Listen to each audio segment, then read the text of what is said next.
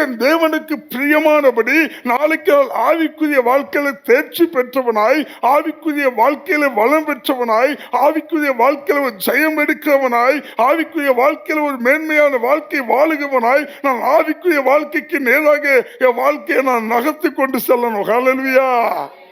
ஒருபோதும் மாம்சத்தின்படி நான் வாழல் ஆகாது, உலகத்தின்படி வாழல் ஆகாது. ஹல்லேலூயா. அப்போ ஆவியின்படி வாழணும்னா நம்ம எப்படி இருக்கணும்? சோம்பேறியா இருக்கணுமா? அசதியா இருக்கணுமா? ஆவில உற்சாகமா இருக்கணும்.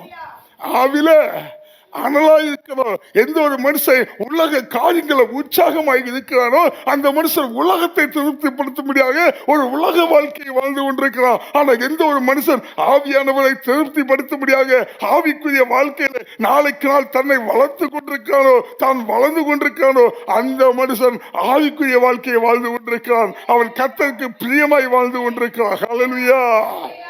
அப்போ ஒவ்வொரு நாளும் நமக்குள்ளால ஆவிக்குரிய வாழ்க்கைக்காய் அழைக்கப்பட்டிருக்க நமக்குள்ளால ஆவிக்குரிய வாழ்க்கையின் மேல துடிப்பு இருக்கணும், வாஞ்சை இருக்கணும், தாகம் இருக்கணும், ஏக்கம் இருக்கணும். ஹல்லேலூயா.